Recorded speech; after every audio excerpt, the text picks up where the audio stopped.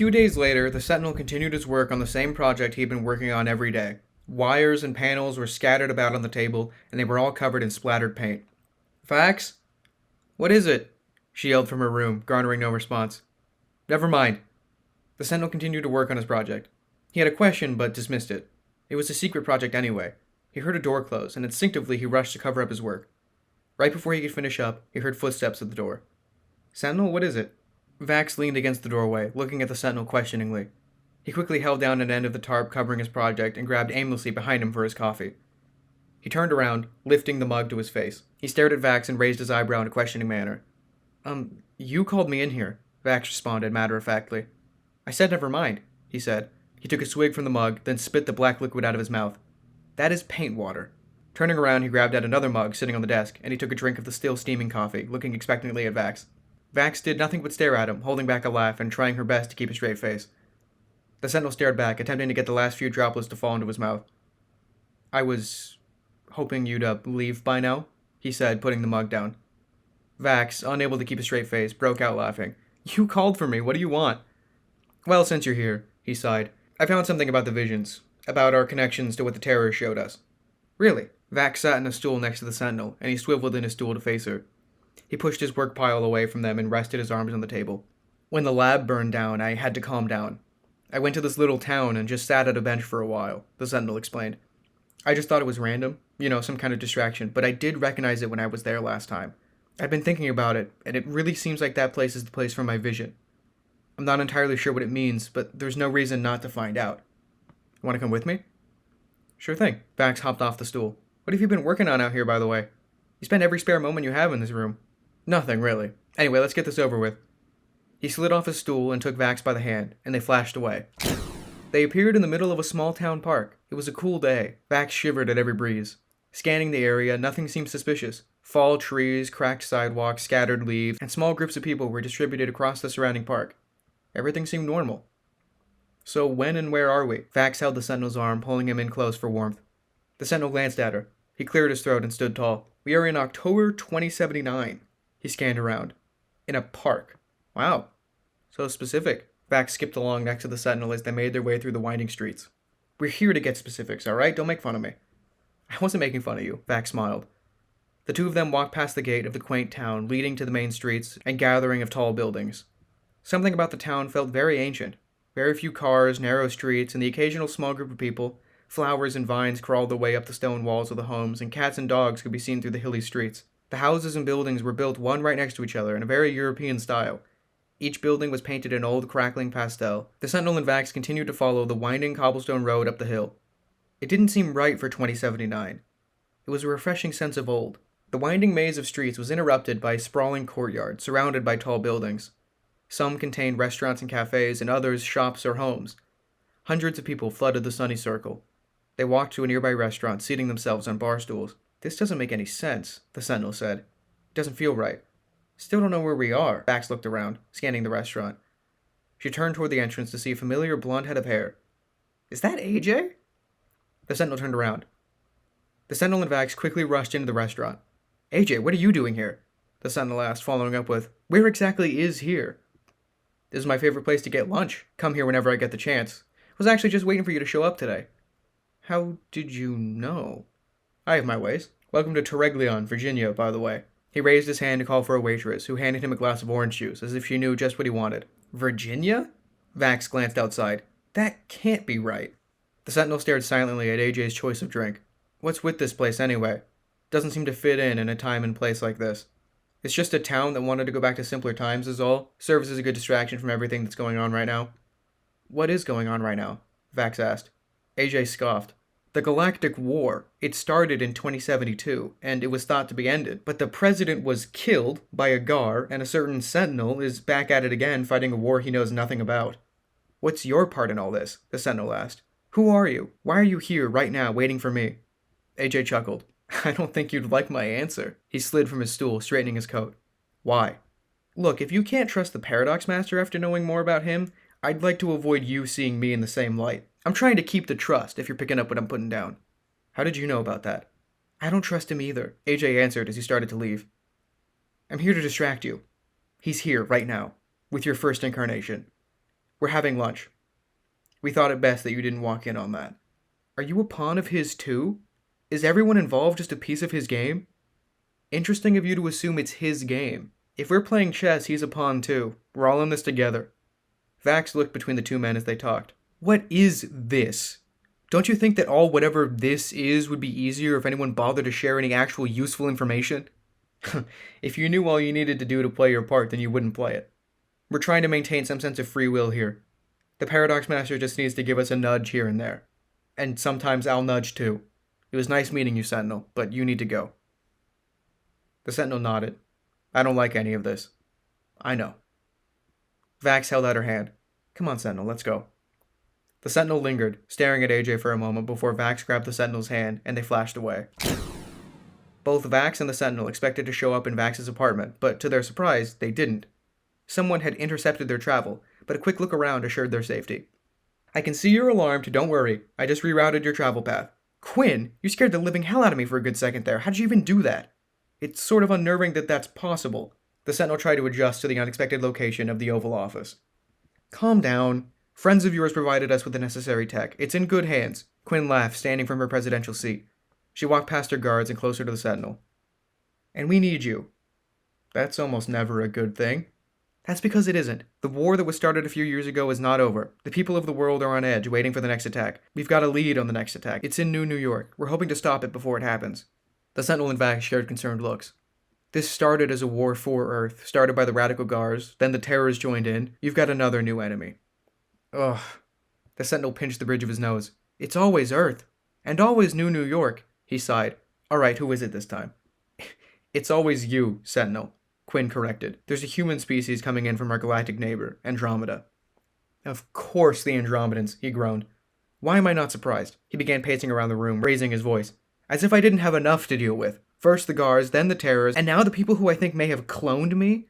He sighed loudly. What next? They did clone you. How do you know? I'm the Sentinel expert. But, Sentinel, this is more complicated for me than you'd imagine. Quinn tapped her fingers on her desk nervously. Look, I've dealt with them before. Before I was president, I was employed by the government to fight them off because of my experience with them. We knew about them long before you did. To make matters worse, they have time travel. At the very least, they've used it before. It complicates things like war. The Andromedans I fought were fighting a completely different future war. I know what they're capable of. I was there at the start, a decade or so ago. These Andromedans are different. These ones are working with Rogar. The Sentinel sighed. So what do you want me to do? He stared straight ahead at Quinn. I'd be glad to help you fight them, but I'm the president now, and my job is here. Intel says there's a group of Andromedan spies on the streets of New York, and they've been planting explosives. The Alliance is planning an attack. We need you to stop it. Please, avoid civilian casualties. The Alliance? Why don't you have troops doing this? The Alliance is how we refer to Rogar's forces. As for the troops, Andromedans are a little above their pay grade. But you used to fight them. I'm sure the troops would do fine. I was trained by a military leader from Andromeda. The troops from a future advanced civilization that doesn't even exist yet struggled against the Andromedans. I'm not sacrificing our troops unnecessarily. I don't feel so great about my chances now, the Sentinel said. You did fine against them when I knew you. I'm sure I had a lot more experience. Yeah, Vax chimed in. This experience. The room fell silent for a bit. Is that a paradox? The Sentinel asked. I wouldn't worry too much about it if it is, Quinn said. There's more where that came from. Well, the Sentinel paused.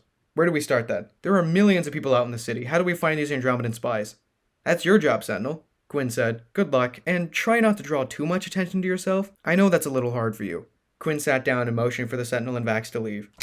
The two of them flashed away onto a busy New York street. They were overwhelmed at the sheer amount of people, not knowing where to start. Sentinel? Vax looked up at him, scanning over the crowds of people. What do you think we should do? I think I should draw attention to myself, the Sentinel said, quickly responding to Vax as he ran into the crowds of people.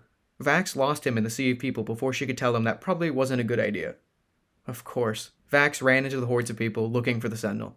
The Sentinel ran off to the nearest subway, running through crowds, scanning the area. He spotted a woman on her phone. He snatched it from her hand while running, ignoring her yelling. He made it to the entrance of a maintenance door and snapped his fingers, sending a small jolt of plasma to blast the lock. He ran into the room and slammed the box into an electrical control panel. He opened a face of the box and began connecting wires to the panel and to the phone he'd stolen. Alright, Box, what's this panel controlling exactly? This is a power station for about half the Jumbotron screens in Times Square. The box flashed in response. And the other half? Can they be accessed from here? I can try. The box revved up its core, shaking the wires. The Sentinel brought one hand upward, creating a small pedestal of crystal plasma. He rested the phone on the pillar, opening the camera, and stood in front of it. He ran his fingers through his hair and straightened his tie. Clearing his throat, he began, "Hello, New York. Is this thing on?" Vax looked up at the massive electronic boards, as did everyone else in the square. "You're kidding." The Sentinel's face echoed across the screens of Times Square. "Hello. I'm the Sentinel." Quinn sat in her office, getting news of the Sentinel's antics from one of her advisors.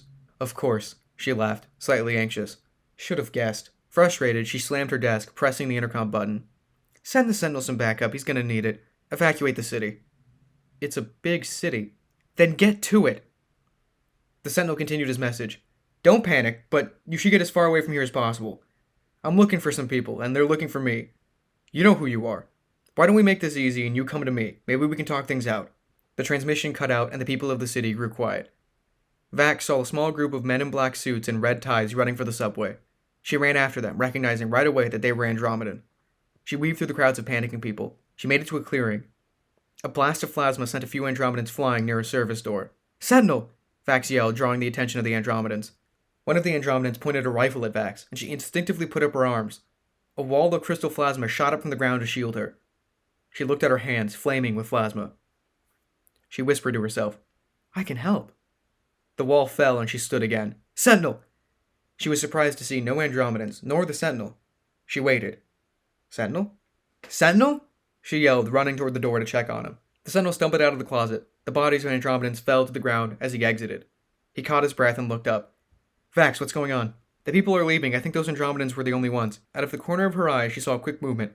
"Look out!" She jumped in front of the Sentinel, trying to protect him from laser fire from an injured Andromedan. The Sentinel quickly threw down the box, forming its force shield around them. "Abort mission. We're gonna need backup. Send in the clone squadrons. I need 1 AF, 1 AR, and 1 AG squads now. I repeat." The Andromedan struggled to send a transmission through his watch. The Sentinel dropped the shield and threw a ball of plasma at the Andromedan, knocking him out. "Vax, we're gonna have to deal with a lot more. Help evacuate the city." The Sentinel picked up the box, then flung it back into levitation. He sprinted out of the subway exit. "How?" Vax stood, helpless. "The phone. It's still hooked up to the screens, and it's through that door." He pointed to the door leading to the service room. Vax ran in and turned on the phone, bringing it back to the camera. She checked if it was on and adjusted its position. She stepped back into frame. "Evacuate the city as soon as possible. If you can't, please hide in the safest place you can." She repeated herself a few times as the Sentinel looked around outside for any sign of backup. Immediately, after he looked up toward the sky, 2 ships warped into view. He held up his hands, both aflame. "I could use some help right now," he thought aloud. One of the ships shot a missile at him, and he hesitated. He pulled his hand back, weighing the risk of civilian casualties. His indecision cost him. As the missile struck right next to him, he was sent flying into a crowd of people. The Sentinel struggled to stand. The missile didn't kill him. It didn't explode on the ground, but beneath him. A quick glance ahead confirmed his worries, as the ground had crumbled, exposing the subway. "Vax!" he yelled, running into the destroyed tunnel. Vax stood outside the service room, nodding at the Sentinel. Light from the sky shone down in rays through the cracks in the ceiling of the subway. Smoke billowed up through the air. "I'm okay." "Vax, can you fight?" The Sentinel held out his hand, waiting. "I don't know, but it's not like we have many other options." Vax took the Sentinel's hand and pulled herself out to the surface. The helicopter-like Andromedan squadron ship started to land as the Sentinel and Vax approached. A ship landed directly in front of them. The door of the ship opened, letting out thick air as a staircase extended to the ground. "You again," a familiar voice spoke, thick with sarcasm. The Sentinel couldn't tell who it was, but it was hard to ignore the familiarity of the sound. "Who are you?" He stood defensively in front of Vax. The man stepped out of the ship, rifle in hand. Conchna. The Sentinel knew why he recognized the voice. It was his. Overcompensating? He gestured to the approaching army of ships. He sparked his hands aflame with burning violet light. "They banished me for falling short of their expectations, but I built my way up. Funny thing, huh? The connections an army can get you. They wanted me for your power, and if I had it, I would have been their slave. That didn't pan out. So I went for something better.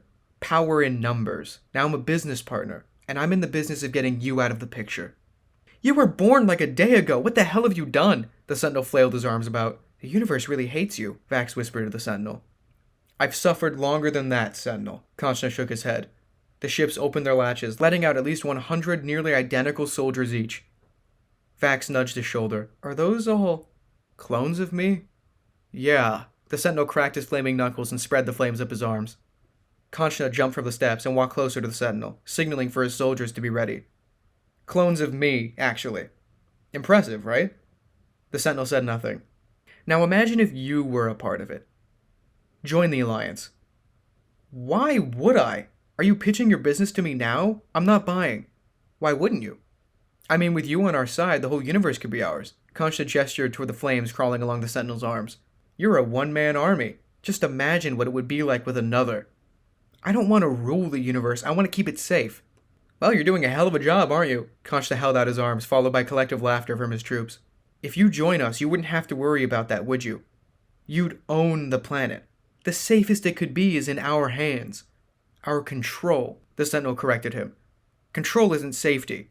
And what does Rogar think of this? The Sentinel stepped closer to Concha. I mean, assuming he's in charge of the Alliance. He just wants revenge. All the land he can get for himself. I'd imagine he's not really the sharing type. I'm sure you're familiar. If he gets what he wants, you're gone. Terrors, clones, everyone. He'll have the power, and you'll be left in the dust. The Sentinel pointed out.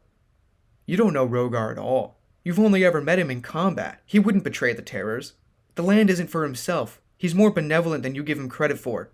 He gave you several chances. He's tricked you. The Sentinel shook his head. But you know that. This army, it isn't a conquering force.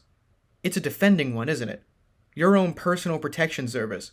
You're afraid of Rogar, and so are the Terrors. The Sentinel looked Concha in the eyes. It was like looking in a mirror. He thought for a second before asking. So attack New York?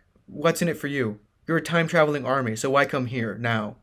Concha was about to answer, but before he did, he lifted his rifle and shot. The Sentinel flinched, then realized it wasn't aimed at him. He turned around quickly to check on Vax. She was fine too. For a moment he thought Concha was a lame shot, but then he saw them. Paradox Master. One. What are you doing here? Leave. We're here to help, One answered. I know you don't like the Paradox Master, so I came with him. How are you here? The Sentinel asked. We did a lot of things during those 5 years, 3, the Paradox Master responded. What's going on here? Concha swung his rifle around, frustrated. Speaking as one time-traveling army to the other, get used to the confusion. You've brought this upon yourself. The Paradox Master's hands flared. Sentinel, I'm not liking this. Vax looked up at him, waiting to see what he would do. Me neither. Look, Concha, we don't have to fight. We can figure this out.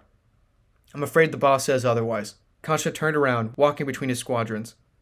The Sentinel looked up to see a massive Gar ship far up in the sky, flying through a space-time portal. The Sentinel grumbled beneath his breath. Rogar.